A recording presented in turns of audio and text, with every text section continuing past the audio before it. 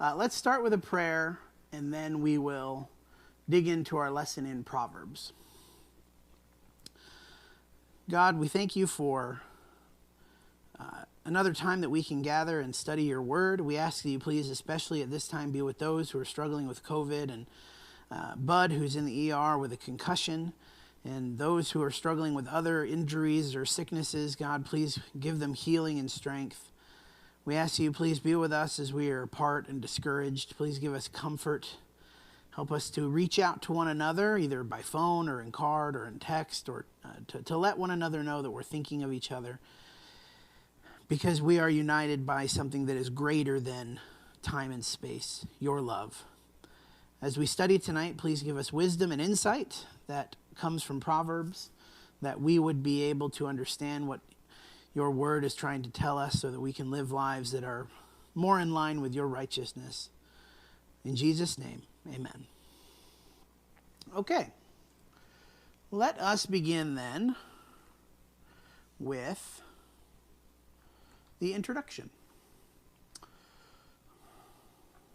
The reminder of what Proverbs is about. I'm paranoid about the levels here on the audio. Brief reminder of what Proverbs is about, right? How to live a successful life. A lot of it is Solomon's wisdom to his son about how to live. Not all of it. Some of it is other people's wisdom too, but how to live a successful life. And part of this is we have to define what successful is, right? What does that mean? Of course, you've got the context of Solomon, his success. And then you have the context of Solomon's children who, were okay. Some of them were really not okay. And then it comes to our context today. If the book of Proverbs is trying to answer how to live a successful life, what does that mean? What are we talking about when we say successful? This particular lesson that we're going to do probably this week and next week, I think I have way more slides than normal, so I think it'll be this week and next week. Judy is also in the ER, says Jim. He just messaged on YouTube. So be praying for Judy Kahili in the ER with COVID. I lost my train of thought. That's okay. It was worth announcing about Judy. This week and next, we're going to talk a lot about money and work and business, because Solomon talks a lot about that in the book of Proverbs. And it goes back to this idea of how do we define success? If the question is, how do I live a successful life? Proverbs is going to tell me how. Well, a large part of our lives are work. And a large part of the focus of our life is work. And what work leads to, which is money, right? Or if not money, then possessions or wealth, or the ability. At the basis level, we're talking about the ability to survive. But then, of course, when we get beyond the ability to survive, food, shelter, clothing, with these we will be content. But once we get beyond that, into more and more levels of wealth, Solomon has a lot to say. And of course, this is all very, I don't know if ironic's the right word. It's very interesting coming from Solomon, who was blessed by God with a lot of wealth, just so much wealth, the wealthiest king of Israel, and did not seem to have to work particularly hard for it. At least in a manual labor sense. I don't know how hard he worked as king. Although if he had 300 wives and 700 concubines, he's not doing a lot of work, just maintaining the women relationships. So this coming from Solomon, who is blessed with supernatural wisdom. So we know that it's supernatural in that sense, because God just told him, hey, I'll give you a bunch of wisdom. This is not experiential wisdom. That is wisdom that Solomon went through himself. This is wisdom that he got from God, and some I think that he got by observing, and several things that he says in the Proverbs tonight, observing human behavior, right? And so the contrast between Solomon's own life and the advice that he's going to give to his son is particularly interesting as you study the book of Proverbs. Ultimately, society has not changed very much from Solomon's day to today. People still have to work. We still have to make a living. We still have to get money. We still have to deal with business. We have to do things that we don't necessarily want to do. That's why it's called work, right? Because you wouldn't do it if somebody wasn't paying you.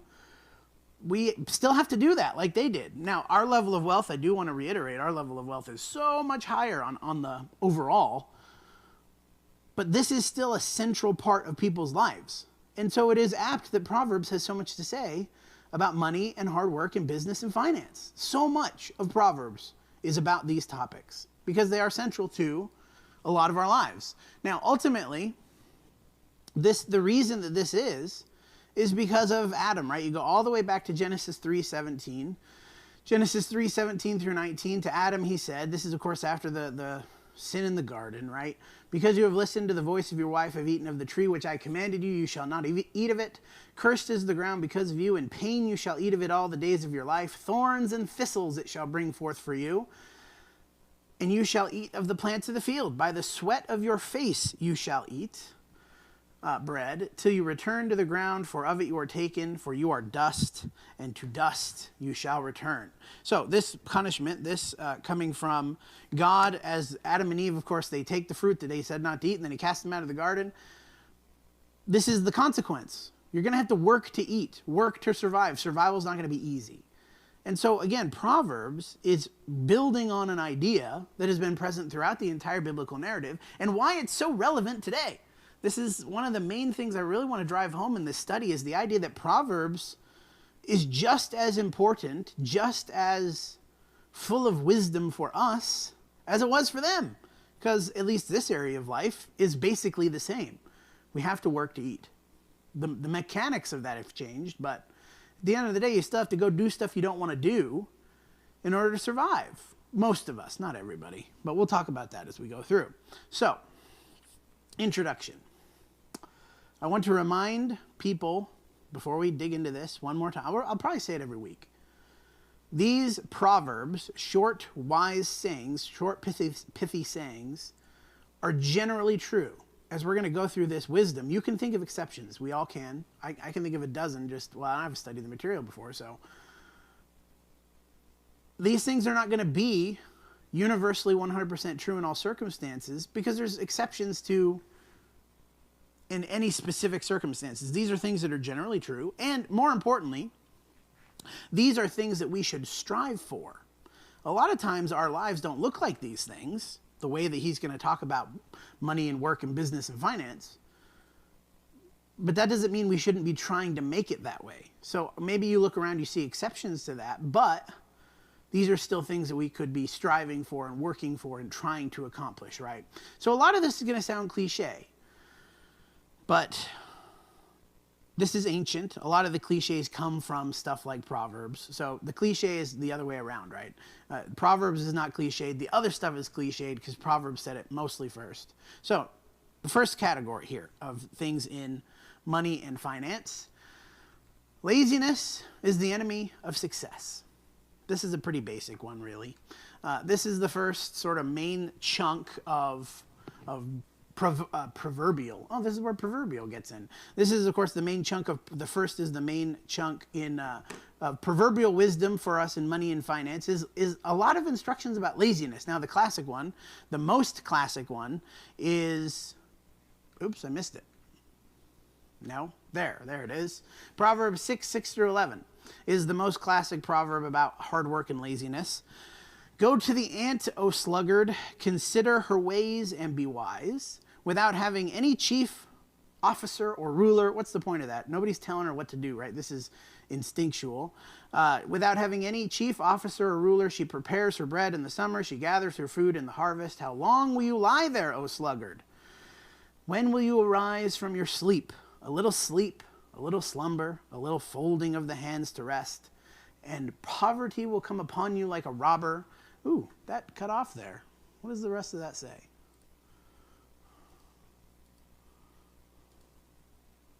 And want like an armored man. I don't know how that cut off there. Sorry about that. So, what's the point of this verse? Okay, what's the point is he saying here? Consider the ant who is hardworking, prepares for the winter, prepares and does the work that they need to do. Hardworking ants, right? It is sort of a bit of a cliche again, right? This is a cliche from nature. Let's focus on this word sluggard for a minute, because the contrast is between the ant and the sluggard. The hardworking ant versus the sluggard. This word is just lazy. This is a person who is lazy or lacking motivation or a moral, some versions or some tertiary translations have a moral failure. But it really is someone who's lacking motivation or effort. That's what this word is. A sluggard versus an ant. And the point is what? What is the point that he's making there? Okay, you're going to sleep for a while. You're going to not do your work. You're just going to fold your hands to rest. And before you know it, because you haven't prepared, especially preparing for winter, which, we don't do as much of anymore because we're not as agrarian, though there are a lot of farmers in our society, but not as many, not by percentage as much as there were back then. A lot of us don't really do this necessarily, but the point is the same. If you're lazy and don't prepare, then disaster will come upon you very quickly because you were not prepared and you did not work hard. And the moment of need, which in this case is winter, but for us it could be any moment of need, because you did not work hard all the way through, when your moment of need comes, now you are in disaster because it's too late, right? That's the point of this proverb, this example of the ant. And it's a classic idea, really. A couple more attitudes of the attitude of a sluggard. Proverbs 15:19.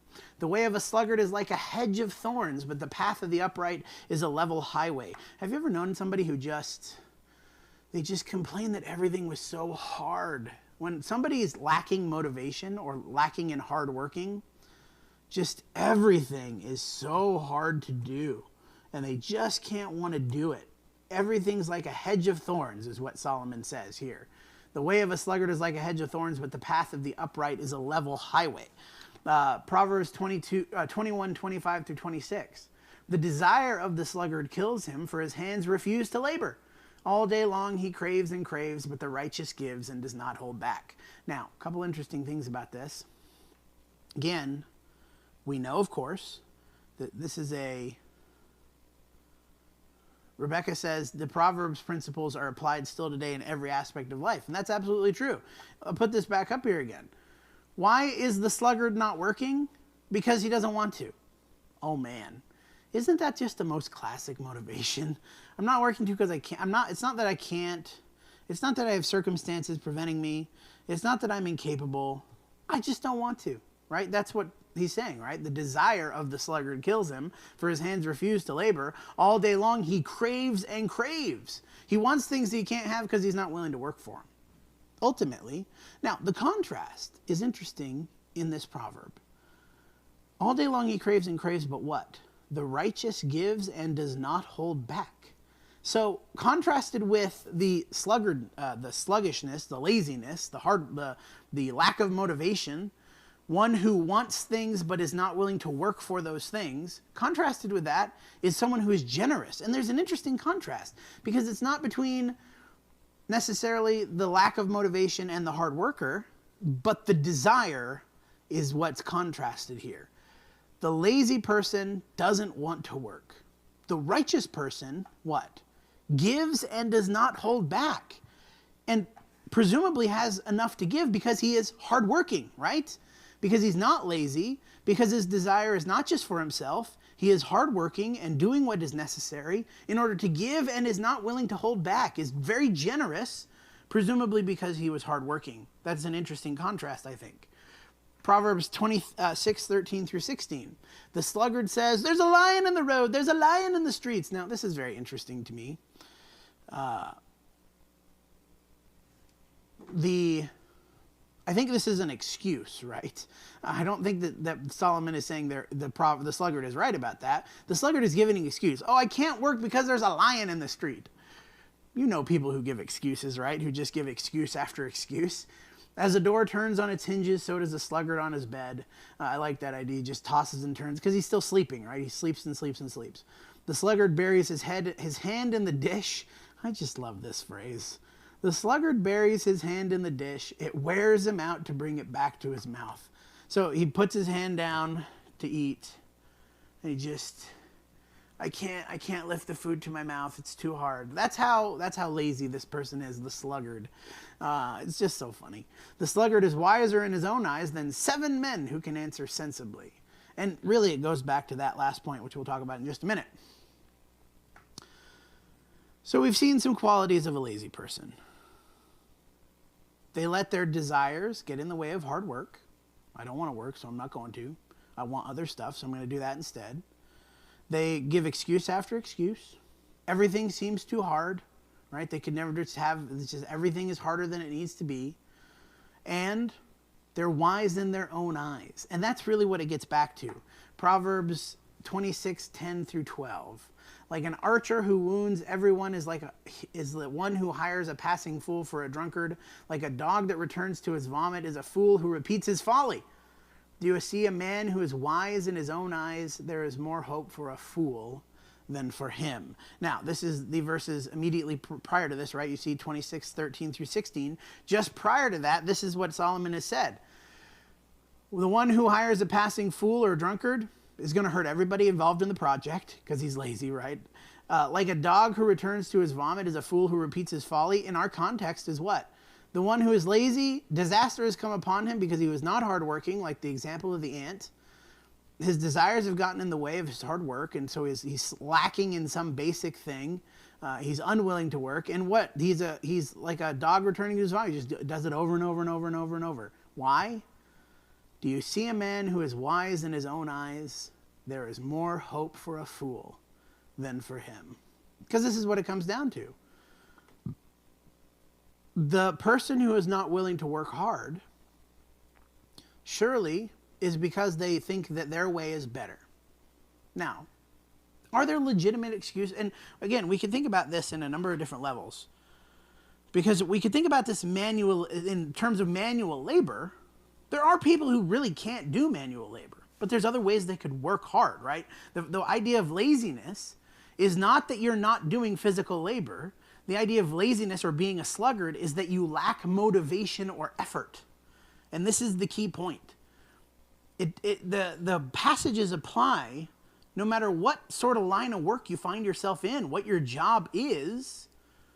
It's a matter of lack of motivation and effort. And it comes down to, are you wise in your own eyes? Do you think your way is just better than everybody else's way? Now, what's the consequence? The consequences of laziness. Proverbs 10:4 through 5. A slack hand causes poverty, but the hand of the diligent makes rich. He who gathers in summer is a prudent son. He who sleeps in harvest is a son who brings shame. Now, again, a lot of this is going back to the agrarian idea, the agriculture, right? The winter harvest or the harvest and the planting season and all that stuff, the summer and winter, right? But what's the point? Slack hand, not willing to work hard, leads to poverty, as opposed to the one. Now, again, this is what I mean by the general principles of life, because I'm sure you and I know people who are hardworking who are not rich, right? You and I know people like that. You and I also know people who are lazy, lack motivation, who through some unusual set of circumstances are very wealthy. I'm sure we know people like that. These are general truths that will apply to most of the population, though we can think of general or specific exceptions, right? Proverbs 18:9. Whoever is slack in his work is a brother to him who destroys. That phrase, is a brother to, is like one. Whoever is slack is like one who destroys. Have you ever tried to be a coworker with a lazy fellow? You have a coworker who just lacks motivation and makes every project harder because this is the most universal example of this is probably the group project at school, right?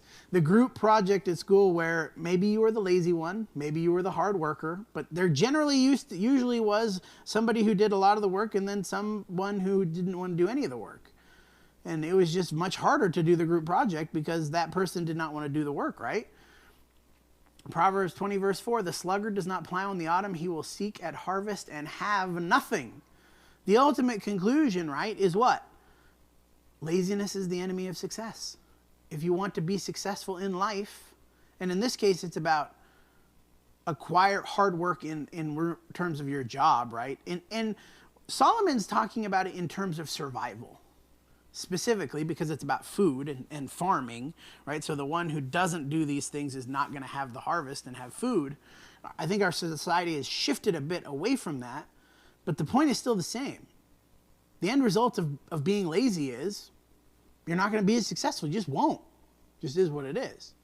Now, the second thing that kills success, as Solomon is talking about it, is debt. Debt kills success too. This is the second sort of main category of Proverbs in regards to money. Solomon has a lot to say about debt, about borrowing and lending and putting up pledges. When it's we're going to read some stuff about putting up pledges. That's collateral, right? You're putting up something that says, I will pay back the money, and if I don't pay back the money, then you can take this thing, whatever the thing is, right? That's the pledge. So let's read a couple of verses here. Oops, I think I missed one. Yeah, Proverbs 6, 1 through 5. Proverbs 6, 1 through 5. My son, if you have put up security for your neighbor, that's the pledge, right? The collateral.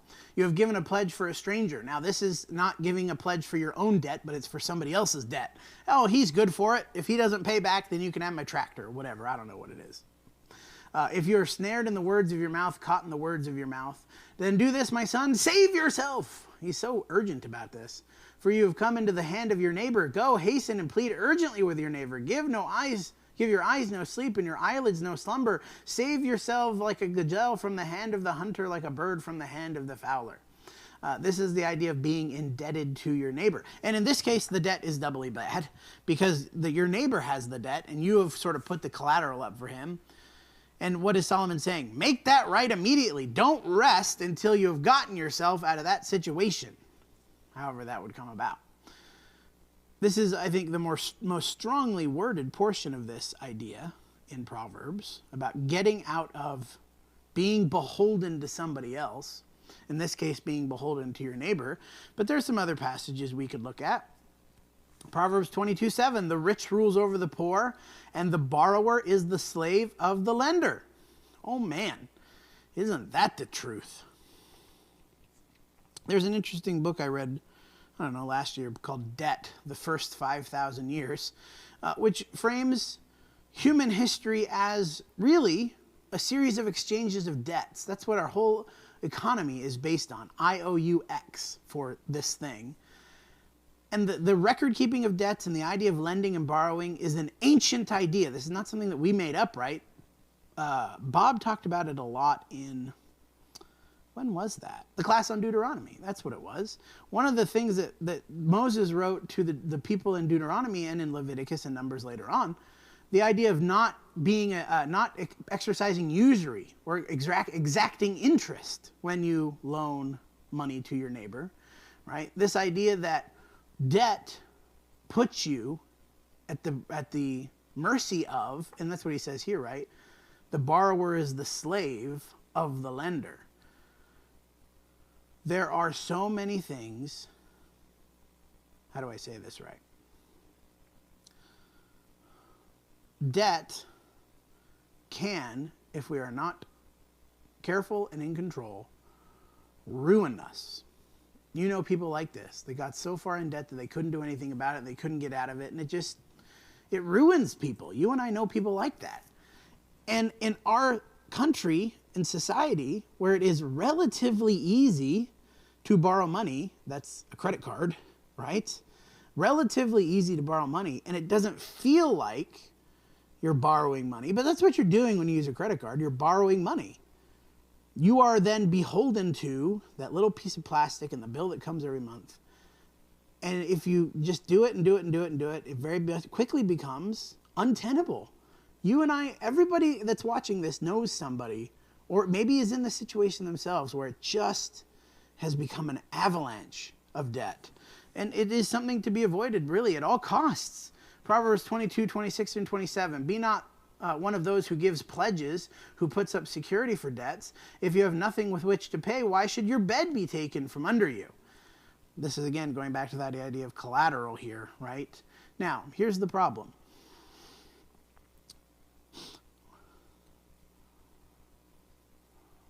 We know that there are circumstances where it becomes very difficult for people to choose between all of these very bad ideas, because we need survival, we need food and shelter and clothing, right? We need to provide for our family. And there are times when even hardworking people, I want to be very clear about this, there are times when hardworking people even are not successful, who get into trouble with debt and get into trouble with not having enough. You and I, everybody knows people like that, who are hardworking and try hard and do the right things.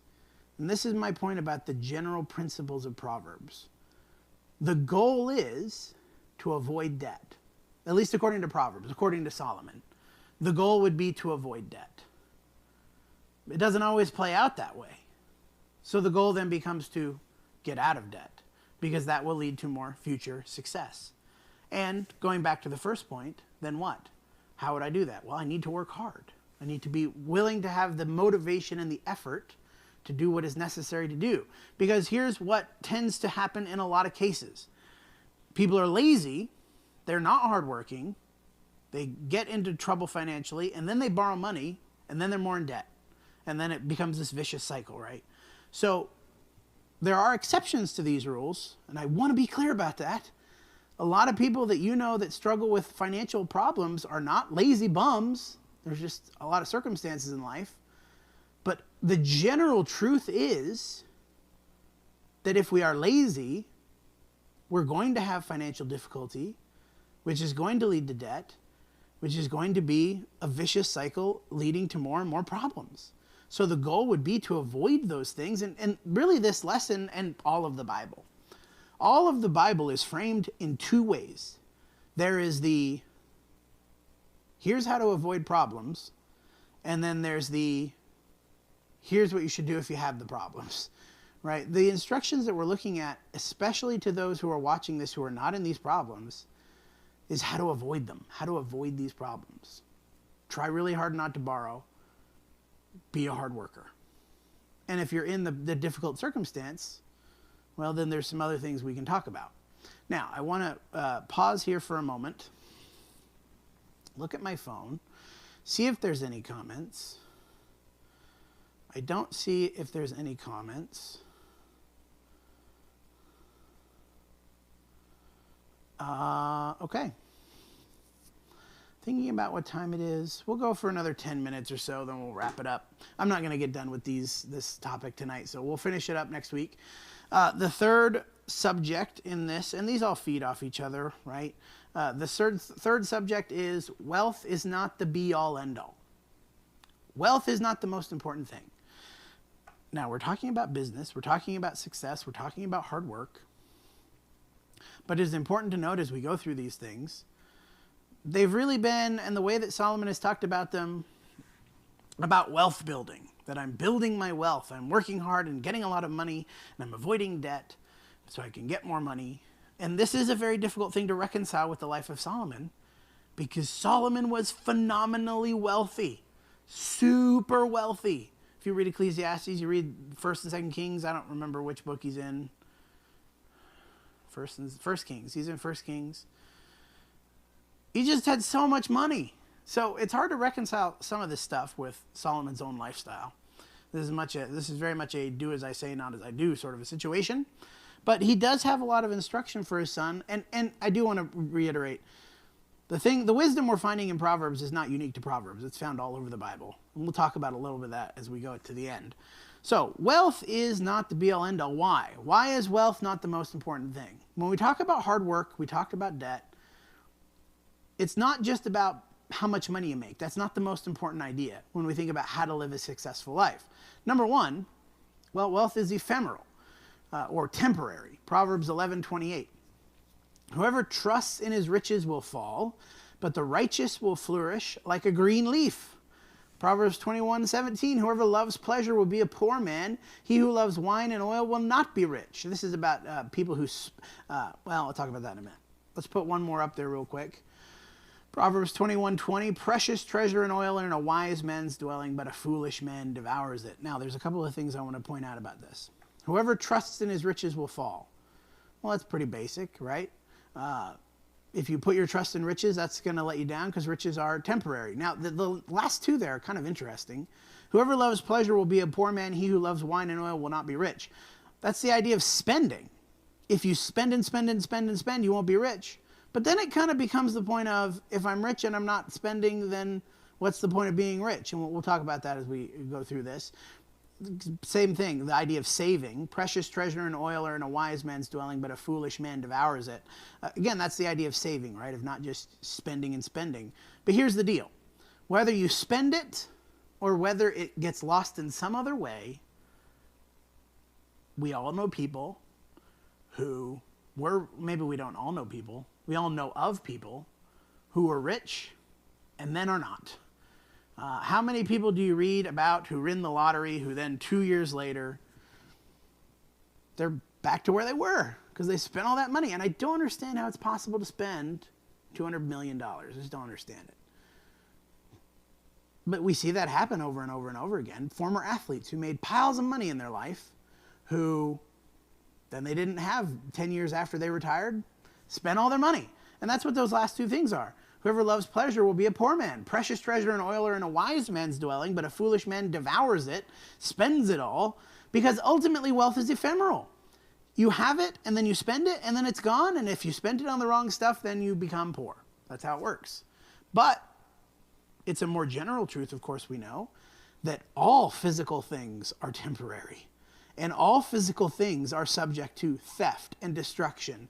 And maybe you have an unexpected medical expense that wipes you out. Or maybe you have some unexpected home repair that is very expensive that wipes you out. Or any number of things that happens. Money is not eternal. We all know that. So that's why we shouldn't, it's not the most important thing. Now, there's another interesting thing that Proverbs talks about. More money, more problems. Proverbs 13, 7 through 8. One pretends to be rich, yet he has nothing. Another pretends to be poor, yet he has great wealth. The ransom of a man's life is his wealth, but a poor man hears no threat. What is that talking about? Those who have possessions have a whole class, or those who have a lot of possessions have a whole class of other problems. Because now they have to worry about those possessions. They have to worry about the specific problems that come from those possessions. And that could be in a number of ways. Could be the physical danger. I have to worry about protecting it. I have to worry about making sure it's not lost or stolen, or making sure that I'm using it wisely. Okay, that's one thing. But for the Christian, those of us who are reading Proverbs as a child of God, the big danger is the corrupting influence of wealth. Right? There is a problem in the way that wealth corrupts people, because that tends to become our focus. I have money now, and now I'm more focused on getting more money, and now that becomes our whole focus as greedy people. The danger of that is eternal separation from God, right? So there is a very real ransom, the idea of ransom. The thing that is keeping that person captive is his wealth. A poor man hears no threat. He's not worried about it. Proverbs 14:4, where there are no oxen, the manger is clean, but abundant crops come by the strength of the ox. I love that phrase. Where there are no oxen, the manger is clean. You don't have any oxen, good news, your manger is not filthy. But if you have possessions, then you got to take care of the possessions, right? And the more stuff we accumulate, it's very easy to fall into the trap of that becomes our whole focus. So again, money can't be the central idea. Wealth cannot be the central idea of your life. Wealth cannot be the thing that defines success. Because A, wealth is fleeting. If nothing else, wealth goes away when you die. And two, wealth can easily distract you from the more important things in life. Now, it's easy for me to, I'm saying this stuff and you're watching this and you're thinking, oh, boo-hoo for the rich person. They have so much problems. What about me who can't pay my rent or can't pay my electric bill or whatever? Yes, I understand that. There's a hierarchy of needs here, right? So when you think about classes of problems, it's not to say that the problems of the rich person are more or less, or more serious rather, but Proverbs will address that when we get to it. So just hold on to that thought. How about things better than wealth? Solomon talks a lot about things that should be more important than wealth. Proverbs 15, 16 through 17. Better is a little wealth with fear of the Lord than great treasure and trouble with it. Better is a dinner of herbs where love is than a fattened ox and hatred with it. What's better than wealth? Fear of the Lord and love. I really like that second one. A dinner of herbs where love is, that idea of having a loving family. And again, we know people like this maybe, or know of people like this who are wealthy beyond imagining. and they just seem bitter and lonely and sad all the time.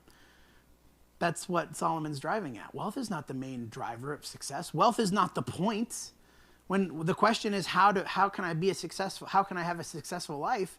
The answer to that can't be wealth, because wealth does not give you purpose. It does not give you joy. It does not give you that satisfaction. It leaves you empty. Other things that are better than wealth. Proverbs 16:8, better is a little with righteousness than great revenues with injustice. Why? Well, for Solomon, had to do with the justice of God in Israel. For us, these are eternal questions, right? Better to have righteousness and have little and be prepared for eternity than to be unjust and not prepared for eternity at all. Proverbs 17:1. Better is a dry morsel with quiet than a house full of feasting with strife. Again, I don't know how many of you are familiar with people like this, but it often is the case that when people become wealthy, then all of a sudden their family falls apart, because money creates greed and tension and difficulty in the family, and people want a bigger cut, and now there's fights about who gets what and who deserves what, and it becomes a house of strife. Better is a dry morsel with quiet, peace, love, the things that we really are thinking about as being purposeful and giving us purpose in our lives. Other things that are better than wealth.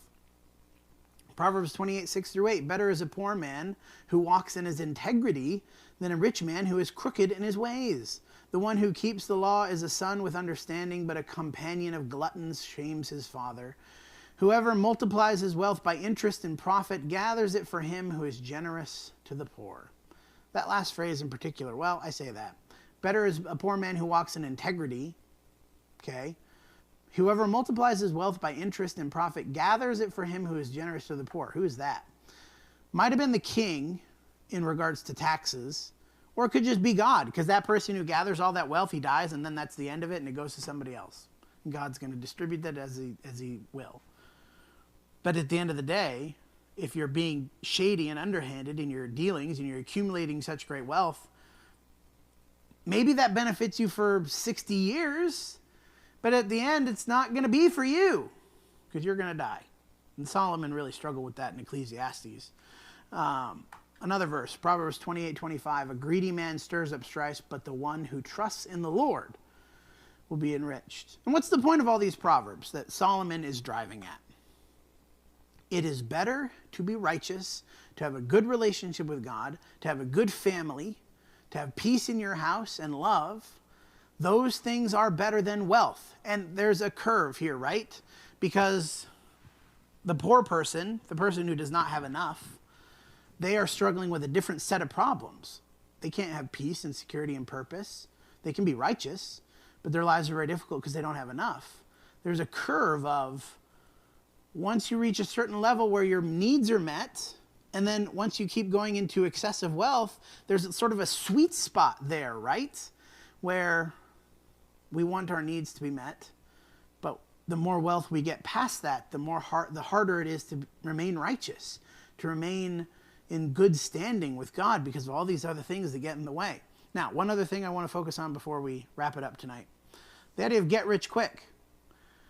Proverbs 13:11, because this is what we're all looking for, right? How can I get rich really quickly? I could win the lottery.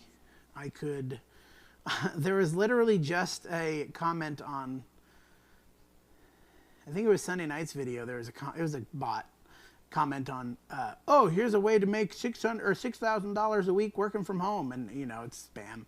But that's what everybody seems to be focused on. Proverbs 13:11, wealth gained hastily will dwindle, but whoever gathers little by little will increase it. This goes back to the hardworking thing at the beginning. These all sort of feed together, right? You get, boom, a lot of wealth all at once. You didn't accumulate that. You don't know how to manage it. You didn't earn it necessarily. It just sort of happened. Then you don't know what to do with it.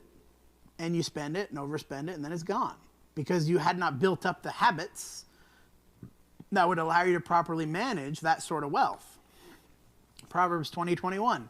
An inheritance gained hastily in the beginning will not be blessed in the end. Oh man, who's the best example of this is the prodigal son, right? The wasteful son. What did he waste? The inheritance. So eager for it, so happy to have it, and then it was not blessed in the end. Because he wasted it all, right? There's example after example in the Bible. Proverbs 28:20-22.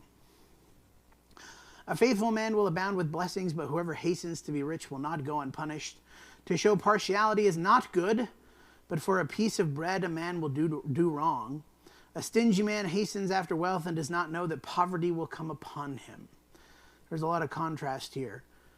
The hastening, the stingy man hastening, the implication there is that because he's contrasted with the faithful and the righteous, right? He's contrasted with one who's doing the right thing. The idea is that the hastiness to be wealthy is going to lead you to do things that are not good, that will lead you to do things that are sinful, and that will ultimately lead to your destruction. So, I think that's where we're going to wrap it up tonight. We have 2 more sections. I'm just looking through my notes here to see how I want to do this.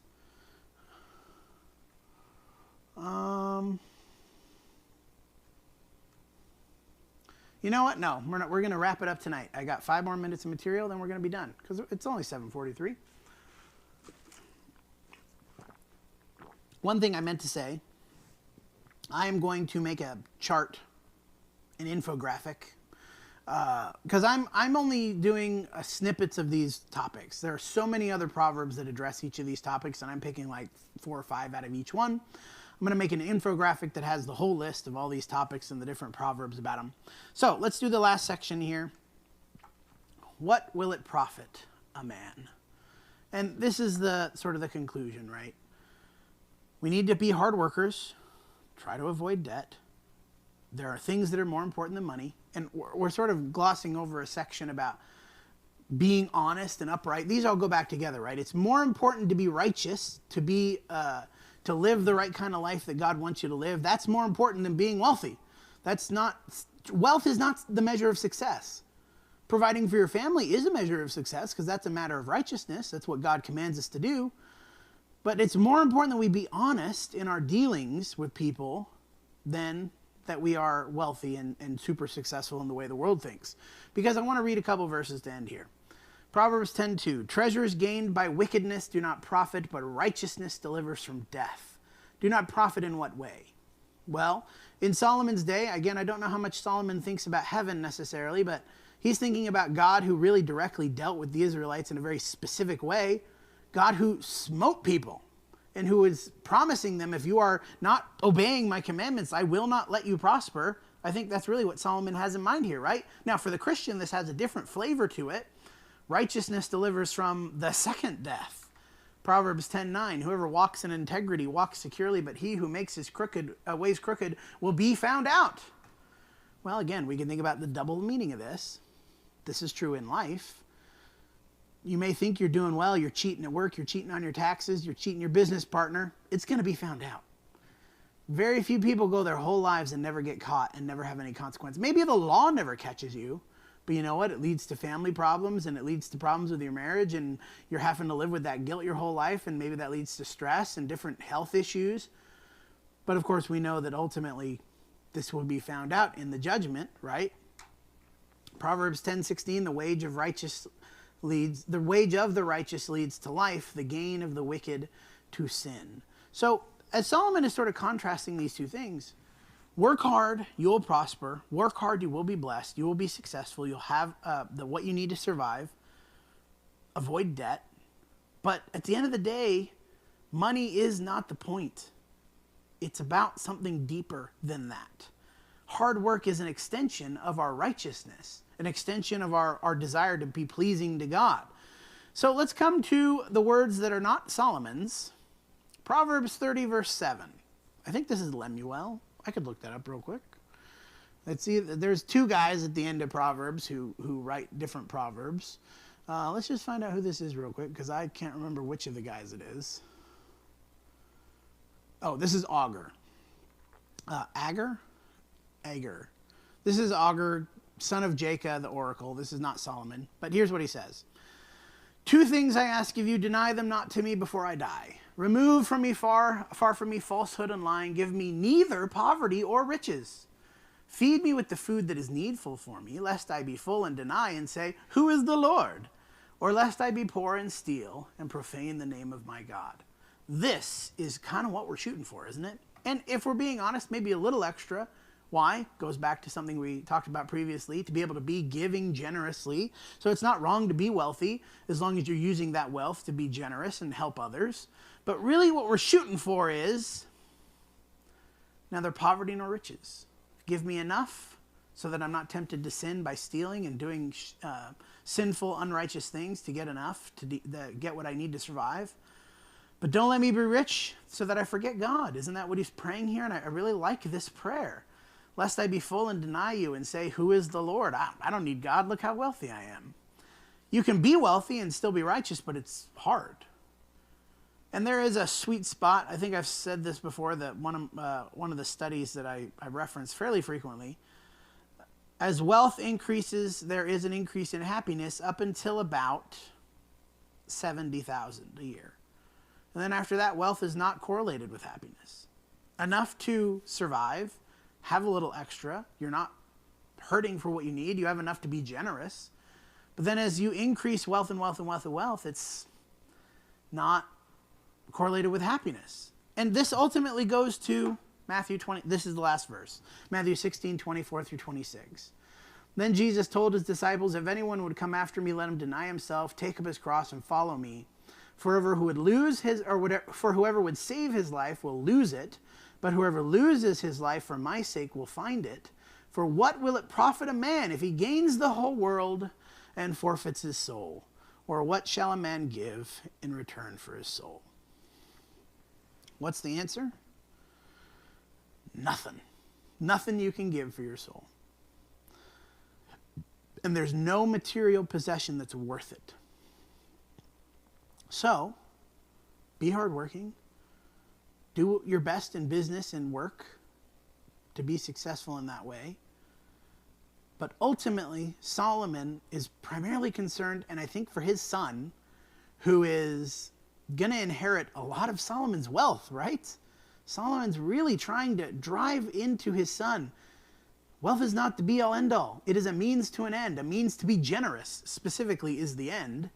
A means to be generous. But it can be a trap and a lure into more unrighteousness and greed and wickedness. I don't know what you fall into, you who are watching this. I don't know what category you fall into. If you are poor, don't have enough, the temptation is to be unrighteous in order to get enough. Let us know. Let us help so that you don't have to be that way. But if you're in the wealthy category, make sure that that wealth is not leading you away from God. Are you generous? Are you remembering him? Do you think it's all about you? Are you remembering the one who blessed you? Let's end in a prayer. God, we thank you for the study that we've had tonight. I ask that you please would be with those who do not have enough. Give them the things that they need to survive so that they would not be in poverty. And for those who have more than they need, I ask that you please give them generous hearts, that they would remember you, to serve you, and to glorify you with their wealth. Whatever our life is, whatever our level of possessions are, God, we ask you give us hardworking spirits, motivation and effort to serve you, and as part of that, to work hard in our jobs. Help us to be generous in what we have, and compassionate towards those who do not have. Thank you for your wisdom in Proverbs. Please continue to be with those who have COVID, with the Lomans, with Judy, and with Leanne, and those who have those others that I've forgotten to mention. And please comfort those who have lost loved ones because of COVID. We know that you are in control, that you can help us in all circumstances. We ask you to give us the trust that we need. In Jesus' name, amen. Okay, that is it for us tonight. That's it. So we will send out a call if we're not meeting on Sunday. The current plan is to meet on Sunday. Who knows if that'll happen? So we'll see how things progress in the congregation. If things change, I will let you know. But the current plan is to meet on Sunday at 10 a.m. at the building. Again, if you're in a high-risk group, please consider staying home and isolating. Just be safe. We are again, very mindful of those who are struggling with COVID. Be praying for them. Hope you have a good rest of your week. Those who are traveling for the upcoming holiday, please be safe as you travel. And we'll see some of you Sunday. Some of you will see us on Sunday on YouTube. Have a good week. Thanks, and God bless.